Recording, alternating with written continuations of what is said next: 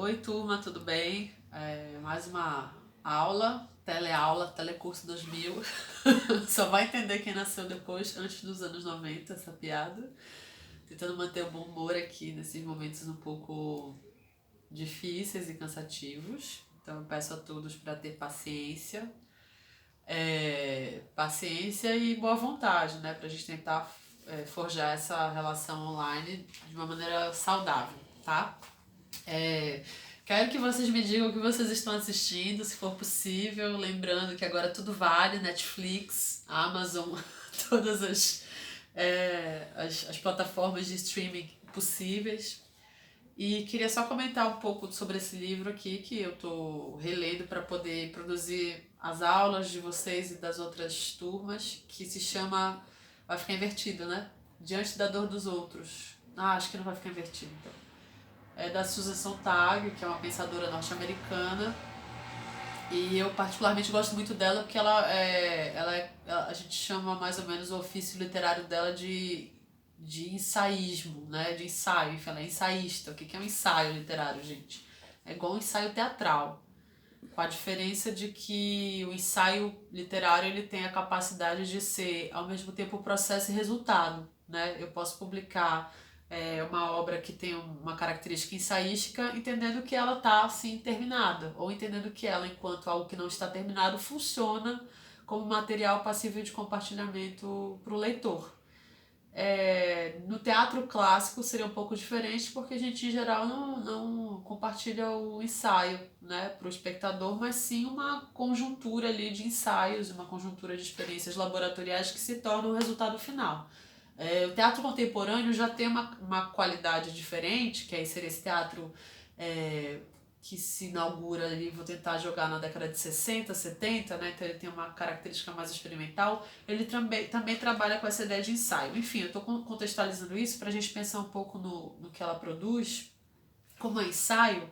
Na verdade, é uma profusão de ideias que ela traz no escrito para a gente pensar junto com ela. Eu acho isso muito bom quando o autor faz isso, quando o autor é ensaísta, porque ele te convoca como leitor a pegar na mão dele e caminhar junto, né? Para onde ele quer olhar. Não que a gente vai chegar num lugar, né? Numa afirmação final, né? Mas ele vai te levando para as interrogações. Vejam, o teatro faz isso, né? O teatro historicamente ou vou chamar de bom teatro, né? Um péssimo nome, bom, mas assim, a adjetivação talvez seja necessária para a gente pensar no teatro que é eficaz nesse sentido autoral de te conduzir como espectador para um lugar de reflexão e não necessariamente para uma verdade pronta, né? Enlatada. Enfim, esse livro Diante da Dor dos Outros, eu acho que cabe muito para o nosso tempo, porque fala mais ou menos como que a fotografia, né, então a linguagem fotográfica, como o registro de imagens na contemporaneidade.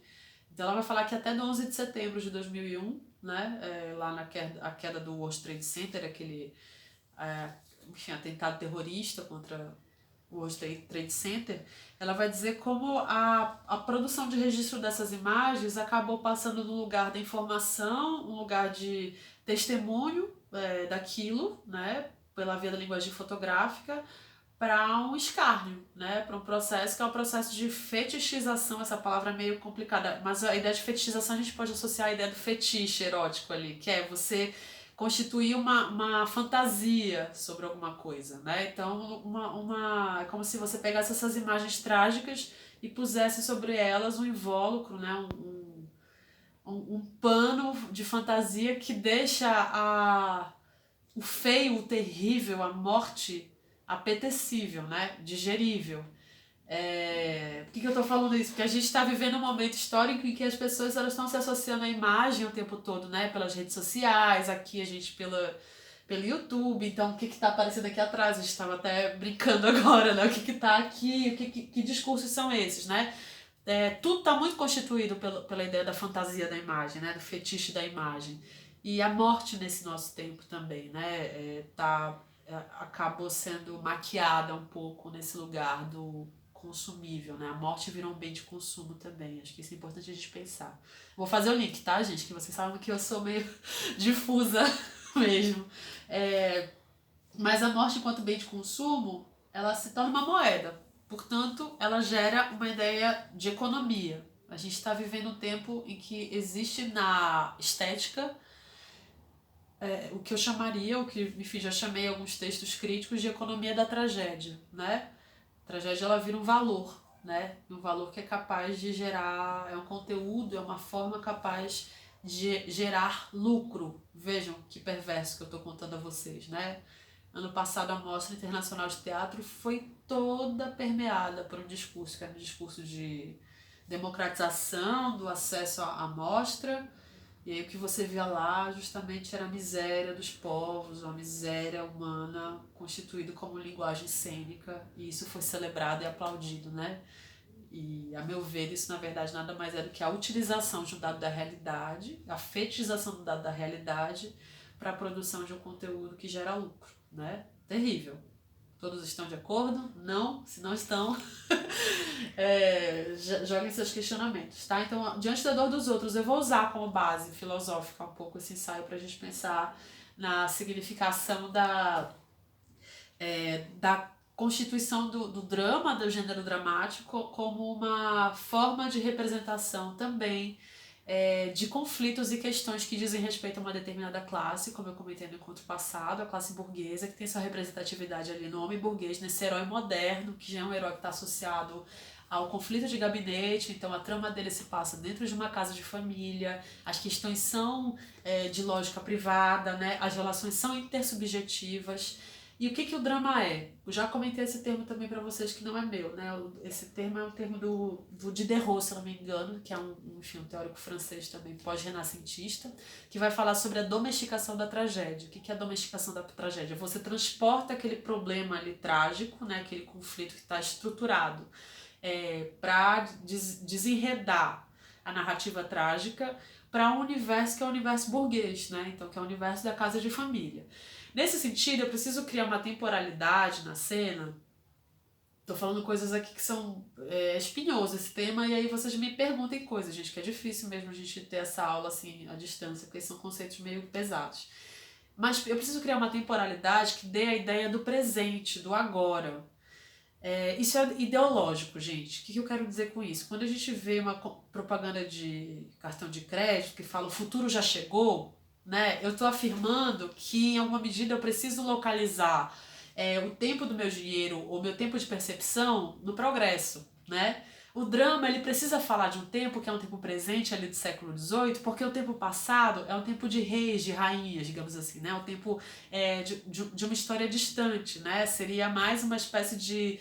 Enfim, seriam os dramas de cavalaria, os romances de capa e espada. Isso não interessa, nesse momento, a produção de algo que tem uma ideia de representatividade burguesa para esse homem burguês. Porque esse homem não é mais o Don Quixote, esse homem não é o herói de capa e espada, esse homem não é o monarca, não é o príncipe, ele não é o Hamlet, né? Então eu preciso constituir uma cena em que eu fale do aqui e agora através do diálogo, né? O diálogo, então, é a grande ferramenta do drama. É a ideia da novela, tá, gente? Quando eu vejo uma cena de novela, a gente, como espectador, consegue entender a cena de novela porque as duas personagens conversam, né? Tem um recurso muito ruim da novela que também serve para localizar a gente, mas só funciona porque é na novela, porque já é uma técnica bem cinematográfica, que é o flashback, né? Que é a personagem lembrar do passado dela, então vem uma cena também de diálogo que dá conta da ideia do passado, ou a fala do pensamento, que é uma podreira, que filma-se um ator com uma cara de pensamento, até gostaria de poder fazer isso nessa live, uma cara de pensamento, né? Então ela fica, uns 10 segundos assim pensando, e aí se joga depois um off e ela dizendo, eu preciso me vingar da personagem, não sei o que e tal. Vejam, isso se dá pela fala, pela comunicação, para que o espectador possa se contextualizar ali naquela estrutura do presente, né?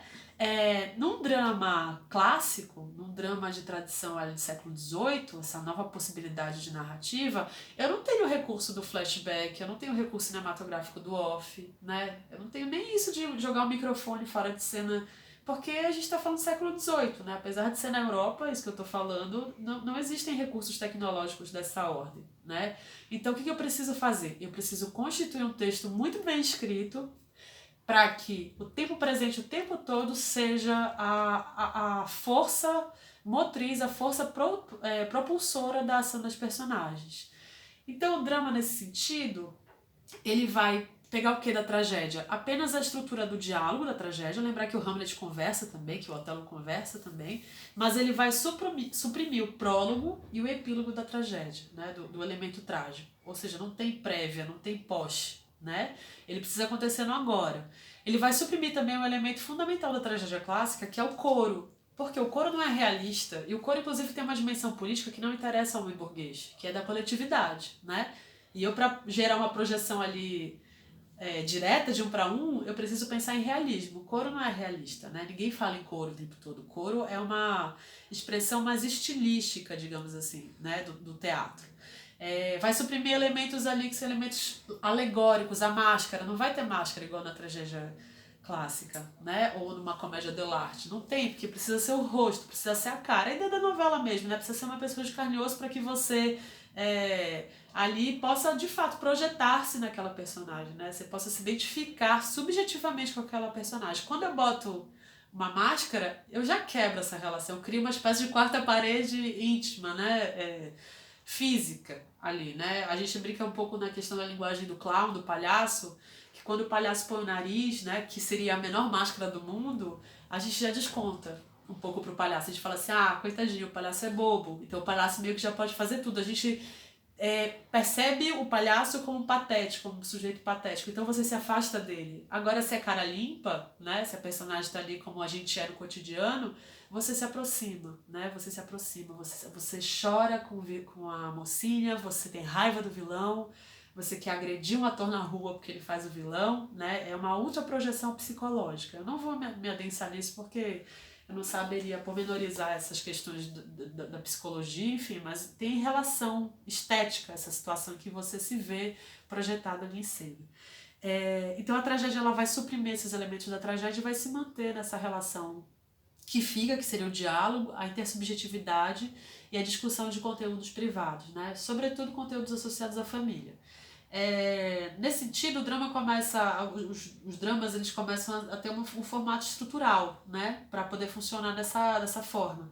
Então eles têm uma estrutura que é a apresentação das personagens, desenvolvimento, né? de uma situação contextual, a apresentação de um conflito, ou seja, precisa aparecer algum problema para essas personagens poderem, enfim, poderem mostrar que vieram, né, mostrar a que servem na narrativa, né, o que elas querem constituir enquanto discurso narrativo, e o desenlace, né, que seria o final feliz, digamos assim, ou o final triste, mas seria o desfecho, né? Vejam que essa ideia, ela tem uma perspectiva de linearidade temporal, é o início, meio e fim, né?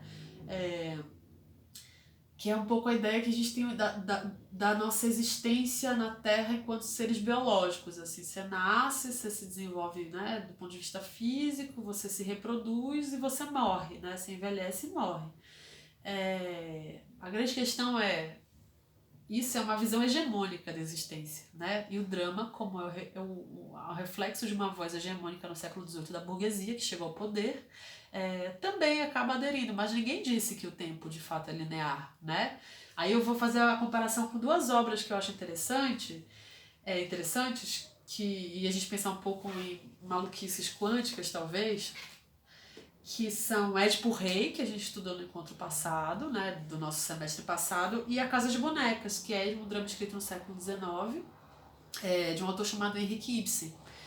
E existe uma... Eu vou aproximar aqui para vocês.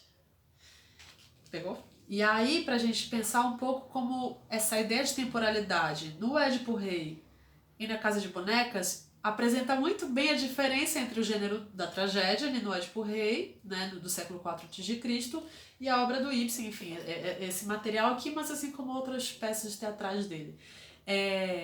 Casa de Bonecas também tem essa estrutura, né? Você apresenta os personagens, tem uma situação inicial ali que você entende que a Nora, que é a personagem principal, ela tem uma relação com o marido, ela tem uma governanta na casa, eles entram, a rubrica, né, que é a indicação de como o cenário está organizado e das primeiras ações que eles estão fazendo, indica que a Nora está vindo de uma espécie de compras de lojas, então tá cheio de pacotes, né? e tem uma árvore de Natal na sala de casa, e ela come escondido umas balinhas, e o Thorvald, que é o marido dela, né, chama ela de castorzinho, de bonequinha, então ele sempre identifica essa personagem nessa primeira cena como bichinhos e coisinhas, né? Que já, enfim, se a gente vai fazer um olhar de gênero para isso, por exemplo, que é uma forma de pensar esse texto, a gente já percebe que ele objetifica bastante essa mulher, né? É que ele tem uma visão. E, gente, isso fala mais da personagem do que do nosso tempo político. Eu não estou tentando inserir aqui uma visão feminista anacrônica no texto. Eu estou falando que o Thorvald, essa personagem, como ele chama a mulher, a Nora, que é a personagem principal, de Castorzinho, Florzinha, Ursinha, Perdulariazinha, isso identifica quem ele é enquanto personagem. Isso diz dele. E não necessariamente de um tempo histórico 2020, né? Não estou tentando indicar aqui um lugar feminista, não é isso. Enfim, eu vou só fazer um comentário aqui, então é um salão ato 1, né, a rubrica, para vocês verem, tá em itálico, né, que é uma indicação de ações dos personagens e de localização cenográfica, né, e é escrita em itálico nesse sentido para a gente poder identificar que não vai ser, isso não é encenado, isso é a contextualização material da cena, mas eu não vou ler isso para o público no sentido realista, eu não vou ler, mas eu posso fazer uma peça em que eu leio a rubrica assim, né. Salão agradável, decorado com bom gosto, mas sem luxo. Uma porta no fundo à direita conduz ao vestíbulo, uma outra porta no fundo à esquerda conduz ao escritório de Helmer. Helmer é o Thorvald, tá? Entre as duas portas, um piano. No centro da parede da esquerda, uma porta e uma janela mais afastada. Perto da janela, uma mesa redonda, cadeiras de braço e um sofá. Na parede da direita, no fundo, outra porta. Na mesma parede, mais próxima, a ribalta, uma estufa de faiança e diante dela 2 poltronas e uma cadeira de balanço. Uma mesinha entre a estufa e a porta lateral. Gravuras nas paredes, uma etagère. Preciso saber o que é, mas enfim. Eu acho que é uma espécie de estante, com objetos de porcelana e outros objetos de arte. Uma pequena estante com livros bem encadernados. O chão é atapetado e a estufa está acesa. Dia de inverno. Ouve-se a campainha do vestíbulo e pouco depois ouve-se a porta abrir. Entra a Nora, cantarolando alegremente. Ela está de casaco e carrega vários pacotes, os quais deposita na mesa da direita. Deixa a porta aberta atrás de si e vemos o entregador entrar carregando uma árvore de Natal e uma cesta que ele entrega à criada que abriu a porta. Vejam, isso aqui é a primeira ação da peça, né? A peça começa aí. Isso já nos diz muito, não é só um cenário. Aqui a gente está falando da classe a que pertence Nora nesse momento social. Que classe seria essa? Pô, tá cheia de pacote, tem um carregador vindo levar as coisas dela. Ela tá bem de dinheiro, né? É uma situação que a família tá... Você identifica pelas coisas em cena que a família ela tá ganhando bem nesse momento, né? Tem uma estrutura financeira interessante, né? É uma casa grande, você já entende que talvez tenha muitos quartos, porque tem muitas portas. Tem um piano, ou seja, isso também denota uma boa situação financeira. E aí também a gente tem uma relação com o tempo, né? Essa situação cenográfica identifica que a gente está vivendo um momento histórico, né?